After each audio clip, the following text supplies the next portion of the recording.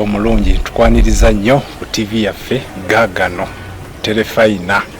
eno TV ya munnamukono, TV ya munnakyaggwe, TV ya Greater Mukono n'okwetoloola eggwanga. So tukwaniriza ku programu yaffe ensi ttaano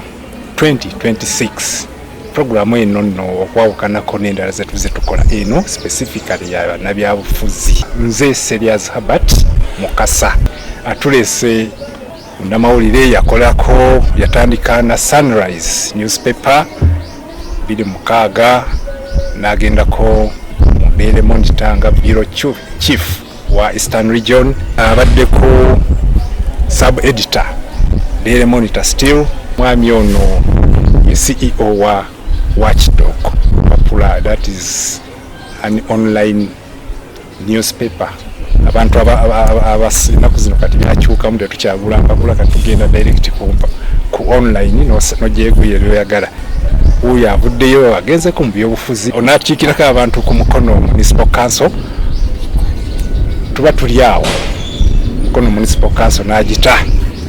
n'ajja okuba RCC wa Jinja City. Uyo avuddeyo azenga deputy RDC Mukono. Ebisigadde ajja tunnyonnyola olugendo lwe. Nkwebaza nnyo Herbert Serious muganda wange, nasanyusa nnyo okubeera kwano ku Gaagano TV olunaku olwaleero n'okusooka ku katebe ak'ensi ttaano. Erinnya eryange nze Mike Segawa, nze omumyuka wa RDC w'e Kasanda ewaffe eri Essingo, bannasinga batumidde mwenna bannakyaggwe. Ompadde introduction y'ebimu ebinkwatako, webale nnyo ssebo nsiimye. Ebyange bikwatako bingi nno Serious, bingi, naye ndabye okonyeko wano, okonyeko wali, okonyeko wali, ndabyemu nnyo okujjuuliriza, naye onawe ompadde omukisa nja kubitematema kimu ku kimu. Naye mpulidde oyogedde ku kayange y'amawulire, oyogedde ku kuyingira kwange ebyobufuzi, oyogedde ku Watchdog, oyogedde n'obuweereza mu office ya president. Yes, natandika mulega ku Sunrise nga omusasi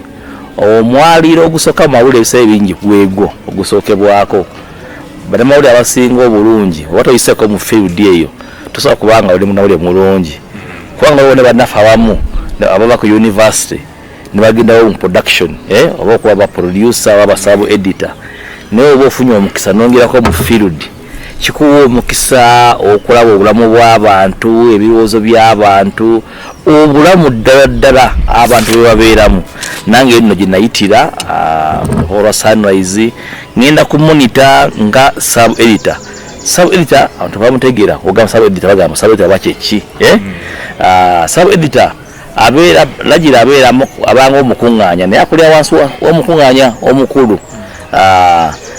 Omulimu gwe gusinga obukulu kulabanga ebintu ebiweezebbwa abasasi bijja either mu Popular oba ku radio oba ku TV ng'eno. Mu lulimi lwa TV osobola okuyita assistant producer, abanga assistant producer mu lulimi lwa TV agamba ayambako omukuŋŋaanya okulabanga ebintu ebitematemiddwa bitukagana n'omutindo olwo. So ne ku Daily Monitor nange okutandikirako nembaawo nengenda ku bureau chief ejinja akulira districts 10 eziri mu Eastern awo mu Nsoga, nenzirayo nembeera omumyuka wa Features editor, nembeera awo nenfunawo omwaka ogwatwalako e Nairobi okusoma management ku National Media Group, nemalayo omwaka nenkomawo nga Features editor. Okukola nga Features editor nenfuna kudala nava ku Monitor nga ndi deputy managing editor, nengenda nenkola Watchdog. Kuba Watchdog era nga wokyonyodde amawulire gakyuse nnyo. Era essaawa zino oli mu kutulaba ku ssimu yo, amawulire gati gaddako ki ku ssimu. Wetwala baffe mpapula nga zishiftinze natandika omukutu ogwo gwa Watchdog nga njagala nnyo bannayuganda oba abantu bonna abalina interest mu Uganda okufuna amawulire ga Uganda ku ssimu yaabwe essaawa yonna woba ne data ng'osobola okufuna ki amawulire agakwata ku Uganda. So Watchdog emaze okata ebbanga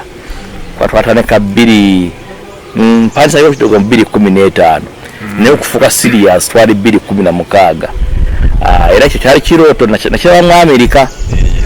nabagamba nno mu 2011 ngenda okufuna okusomayo mu Amerika we nakolera internship bandagaza amawulire gavudde mu mpapula eri nga buli munamawulire era amanyikiddwa bamugoba abamuga bagenda okukola ebibyo ne bagamba nno gye tulaga mu maaso empapula abawandiisi sorry balina kuba tebakola ki tebagenda kubanga balina omulimu oguli awo ogw'omu print ne bagamba tugende woddayo e Kampala focusinga kuki ku mirimu gya kompyuta n'amawulire era ne bandagamba muno nti omuntu asinga okwebala ennyo ssebo omuntu asinga okubeera useful eri bunnamawulire mu generation eno be bantu bategeera digital kuba amawulire gatambula kumekutemeka kati right now nga tuwogera otambula naffe abanoonya content onoonya naawe akuyambako okuteeka content oyo ku mikutu gya tekinologiya okutuuka ku bantu abasinga obungi kuba leero oyinza kuba ku website leero YouTube luli TikTok luli somoyabiki ebintu gijja buli kaseera so tekyafokusinga kuba ku mikutu gwennyini ofokasa kyayo content omulira ekiddako ekyokubiri kya tools technology omulina n'ekyokusatu bakitunzi okubanga marketing ya content wo n'okufuna sente mu content okikola kivayo bulungi so watchdogo bute weyali gyenavalinza kati ebyobufuzi lwakuba misinga nnyo amawulire era esala yonna amawulire akagenda kugaddako ndowooza amawulire nga misinga serious obubona obuddo wa Mike Segawa tubutegedde kiragira ddala nti musajja wa nkizo so Mike Segawa tuwulirako oluvuuvuuma olugamba mu kibuga Mukono nti ojja kwesimbawo kuwa member of parliament Mukono municipality soko okakase eggwanga soko okakase bannamukono si luvuuvuumo okyogedde bulungi nti nasooka nenza amawulire ebbali nenzira kubwaka nenzira wansi mu musingi okuweereza abantu b'ebyalo byange ku kibuga Mukono era abantu baffe ab'omu Ggulu Ward wano mu Central Division mu kibuga Mukono baanesiga ne bampa obululu bwabwe obungi nno mu kyalo ky'ekirangira kyange kwenva ab'Eŋŋandu ne mu Kigombya era ne mbakiikira bulungi mu kanso era nkyabakiikirira kuba tebafunanga muntu muki mulala era omulimu gwange gwala siriyasire era abantu baffe bakimanyi mbabeeramu mbaweereza ate Mukama baali bali awo nenfulira ate ekirabe ekirala era nebaza abantu ba Eŋŋandu constituency eyo abampo munda gensi fuze wali ebintu gyenkola mu community eyo egy'amaanyi n'agamba bulijjo tufiirwa omusajja ono nampa owadde pitala sisa ejjinja era mwenfunidde experience ate ngazi wanava ejjinja nenzija wano emukono kati ndi Kasanda ennyamba okuba nga nnyongera okuyiga obuweereza eri abantu kituufu mazima ddala obuweereza mu mawulire mu bizinesi zange mu wakansala mu RDC experience eyo abadde Mukono kati njina wakati na overqualified simanyi kyenina ekisinga ekyenjawulo kiri nti nsaba Mukama ekisa kyonna kiraba kituuse bannamukono basobola okufuna choice ennungi balonde omuntu agwanidde okubakiikira mu parliament okusingira ddala okulaba nga afuuka ekikonde ekyo ekibulayo bo bannamukono okufuna service zebagala mu gavumenti ekiseera kino. Mike wajja abantu bakulonda ku bwa kansala ku municipal wajjira ku kadi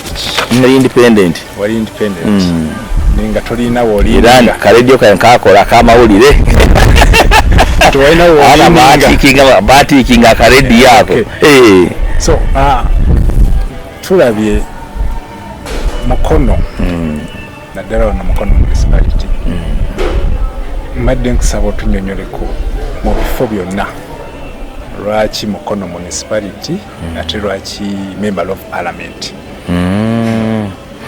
Okusooka wala kayogedde akagambo sigawa yasuulawo bwa kansala n'agenda n'afuuka RDC. Kati kankubuulire nti bw'obanga okutte esowaani y'ekijanjaalo oyo nagamba muno n'ennyama yino weeri togananga nnyama okiwulira. Abantu bannayuganda bangi leero baagala obwa RDC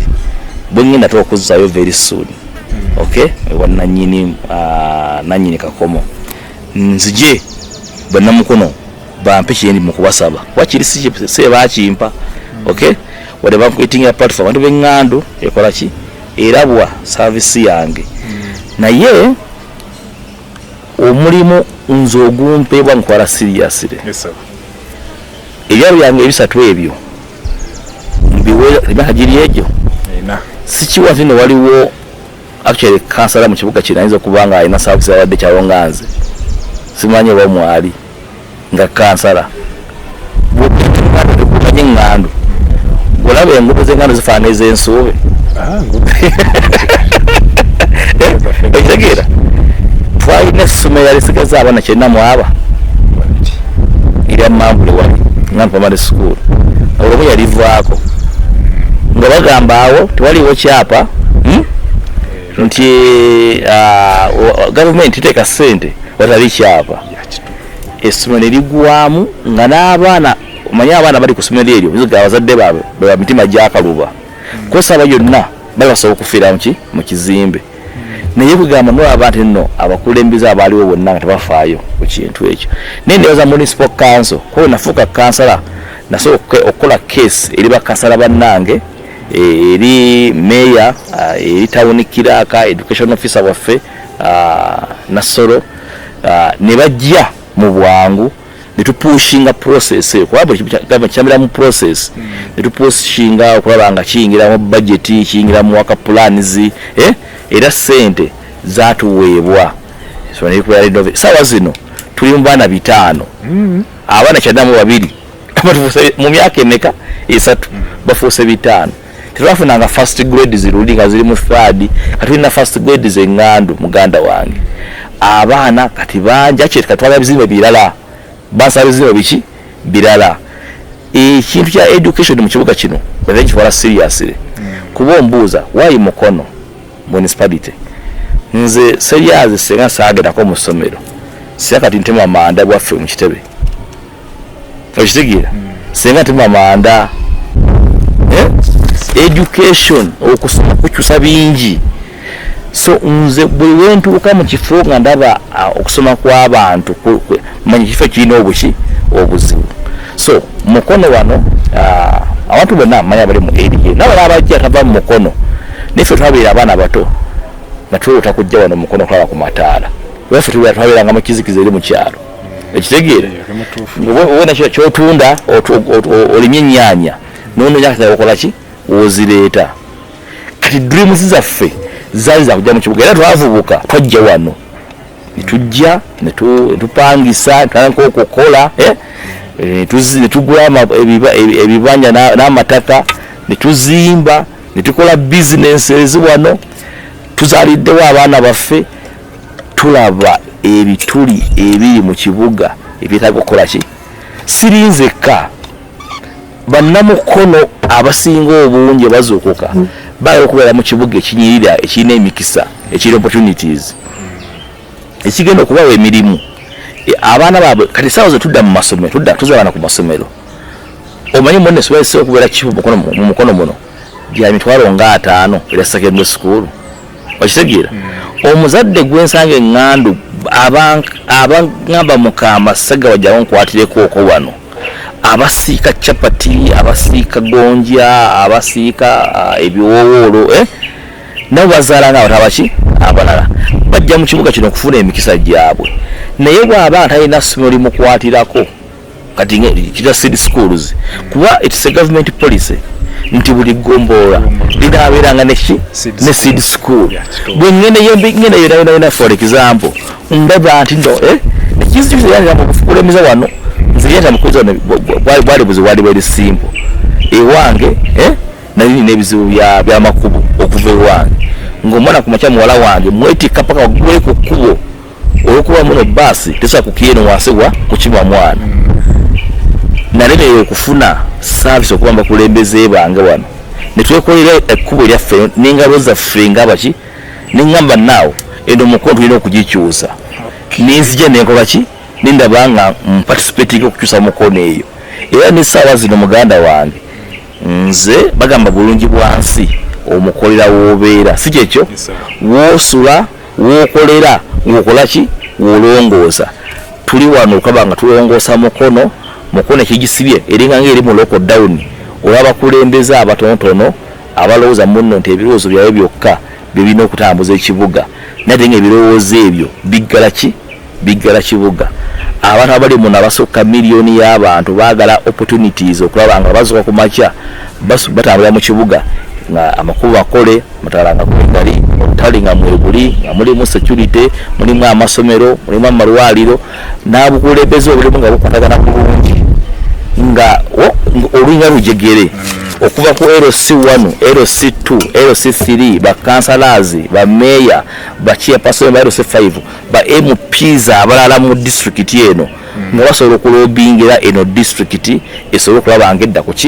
ntikko weyina okubeera. So ekitegeeza mu ntegeera yange engeri gy'otunyonyoddemu tunenye bukulembeze obuliwo essaawa zinene. Nze engeri gye nnakuzibwamu olibwolaba ekizibu situko okisolovinge oba okisobola okitegeera kati nze ndaba ekizibu kyendaba kinyagala nsolovinge ojja kusanga omanye kuva ku Adamu paka kakati ebizibu byensi tebiggwangawo naye abakulembeze abajja bajja n'omuki n'omulembe gwabwe oba osoma bayibuli kabaka Dawudi we yajja yalwanyisa abaneighbors n'abakuŋŋanya n'abafuula bonna abaana ba Isirayiri nakirawo ng'ensi so bwe yajja yakola obugagga obwa Isirayiri okitegeera so buli mukulembeze ajja n'essuula ye njagala ekibuga ekirimu essanyu ekibuga ekirimu enkulaakulana ekibuga ekirimu emikisa ekibuga ekyemirembe kyendeeta wano. Tulaba embeera Mukono municipality gyerimu naddala twogere ku mbeera y'enguudo abantu bakinenyeza ku bukulembeze obuliwo lwaki tebanenya gavumenti olw'ensonga sijja kusooka kuba bwa NRM nfune obuweereza era tewali magamba nofuuka NRM ekintu ekyo ndaba nnyo abantu abasinga tewali n'omu akugamba nti fuuka NRM naye waliwo principle ziringa 3 principle esooka abantu aboogera ekigambo ekyo batambula Uganda kuba bagamba atanayitaayita atenda nnyina okufunga kakati oba tovangako Mukono olowooza muno nti kituufu gavumenti ya President Museveni emmye Mukono service nti oba terina byekoze elsewhere naye otambula n'ogendako bwana batera nnyo kukoopera ninga ne Lugazi naye tenze batwalira dda ne bagamba vuga eno highway yaffe eno bw'otuuka n'ejjinja genda otuuke n'e Kamuli Kamuli yonna eri mu kolansi na Mataala vuga genda paka Mbale genda paka Soroti actually paka Mawuto sawa zino bw'otuuka e Moroto oyinza n'ogamba Ekaramoja switi zaabwe zonna zanga fe mukwatambula mu kizikiza genda Kabaale Mbarara esooka defining economics ekugamba resources are scarce olina okufuna kyetuyita opportunity cost bwe kibanga ekibbo kya Uganda kirimu amandaazi 3 abantu abalina access ku mandaazi gano be basaka batwala ewaabwe gwogamba muno kaninde banfeeko n'ozinga emikono weesanga nga bannobba batula wano okumpi bakolaki kyova olabanga tugamba nti nga President Museveni akyafuga mu Uganda abasipiika ba Mongo abantu b'eggulu abantu abali erira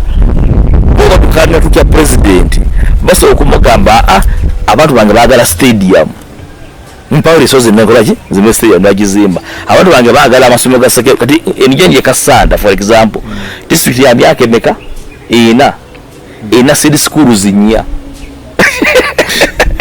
oshegera a district of 4 years ina city schools emeka nya wanange werezo omuntu ki omuntu ali nakasero n'omuntu alimu ekigagga wano mu ntaawo enakabago bonna bagula mu katala aka ojja kukosa abagula nakasero be nakabwa oba wano mu kikko okusinzira olirudda bwa obutava bukoze eki webukusanze so nkola zino ate atemeza president okuwayo ku nguudo naye nze nkimanya enguudo zino ziizinga jambo ku highway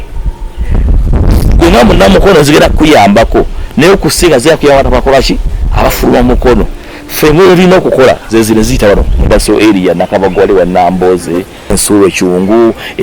oshegera gana amagombola gaffe gana abiri buli gomba lina okufuna essomero ery'obweru lya gavumenti. Namba 2 tulina okulabanga parish model eya gavumenti emakinga sense mu bibuga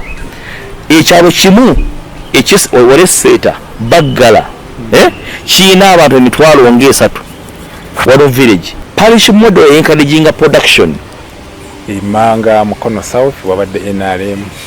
na Kifuma NRM yabadde Umane MP yabadde NRM ebiseera byonna ebisinga Ujanga Mukono etondebwawo bwe bukulembeze obukolera awamu Mwenje Senyonga ya Mukono South namulabanga azima amasomero namulaba oshegera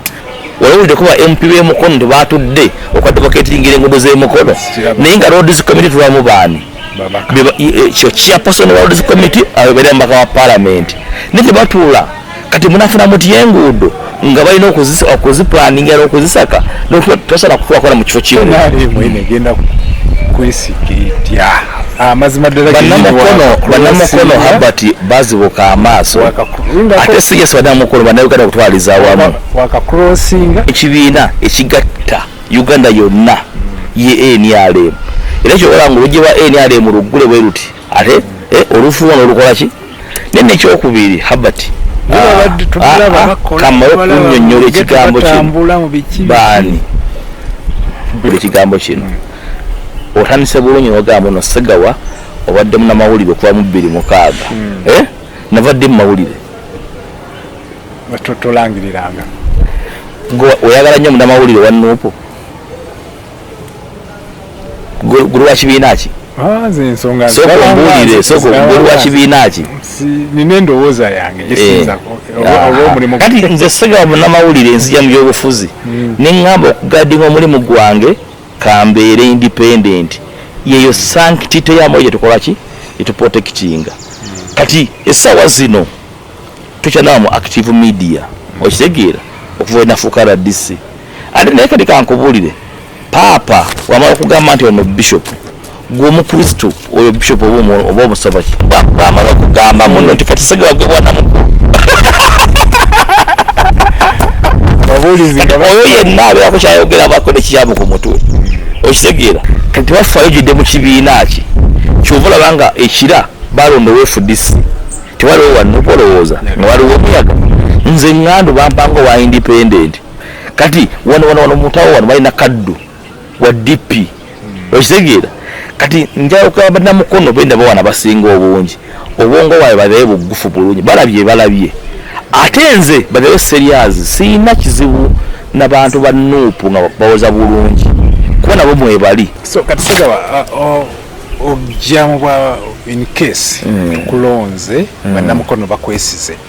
ogenda kwangamba tya ebyobufuzi bino ebyokusika omuguwa abantu abakutaga justikita abagamba tukolere wamu nitulaga wano twetaaga kino ojja kukyala mu mukono wano nga bwe kyetwagala okukola olwokukolera wamu abaseketeri obumu obwo tujja kuba nafuya bajja kubeerayo ewaabwe balewo omukono ng'egenda mu maaso ate bali bennyini baganyulwe mu mukono eyo egenda mu maaso. Tugende ku abavubuka nteekateeka ki eri abavubuka ekigambo kya skilling kikulu nnyo nti kati Sabazira abala bavudde mu P7 abajja okudopinga ngoto bangi senior 4 abala bafuka senior 4 bangi abagenda kuvaamu mu senior 6 abachi n'ekyo ekisinga obukulu kababuulire bannayuganda engeri bbiri zokka zogaggawala ng'oli adult olina okuba ne skill omuntu mwakuweera omulimu oba olina okuba ne business mwosuubiza oba ndongotuula nakolaki n'ofuna ssente ofuna bulungi muganda wange kati abo balina capital be bagenda muki mu byobusuubuzi n'asobola okubeerawo mu byobusuubuzi bye naye okusingira ddala basinga obungi betaaga skills obukugu obw'enjawulo oba kwokya byuma oba kuzimba oba kuweza oba kukanika oba kukola ki oba kutunga fashion obukugu obwaki kati sawa zino buli gombola wano muganda wange manyingira neewuunya neŋŋamba bannange abantu abadde ku ki bannange gavumenti neekwata ekkubo nayita industrial area nga wali enammanve Kiwanga Natabula ne bagiteekaawo neewuunya muno nti abantu awo bonna waliwo technical skilling center erisa industrial ki area abantu b'emukono bawasobola bajja gera bafuna emirimu mu industrial area okay nenga balina bukugu bukola ki balina kotika bukugu gyokka bannange twagala abantu ba plumbers ba technicians babeere nga bava mu masomero gaffe wano bayingire mu ki tulina omukisa wano we tuli waso areas mmeka 2 tuli mu Nammanve neki n'Embalala skilling center eri serious egenda kutuyamba okukendeeza ki ebbula ly'emirimu erisinga obungi naye n'ekyokubiri creating opportunities mu kibuga kino mbwe muli ekyo kyokoze eki kyoyogeddeko emanyi gye mulaga n'ogiraga ebyetaago nga muwuliriza n'abantu baffe nti abantu baffe baagala ki abakulembeze we have to listen to our people abantu b'emukono baagala ki tufune abakugu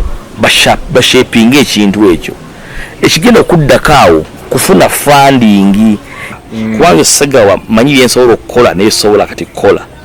womala okukola kubanga naye bansonga ngali mwana muto I was only 13 okitegeera nenkulira mu system nendaba father alina kuba afaanana atya alina kuba nga akola biki okitegeera era ye period ya formation bakuwa omukisa gw'okukola kyokwezuula bajja kugamba Ssegawa muntu wa excellence wera ne ku monitor mu myaka 8 nafuna promotions 9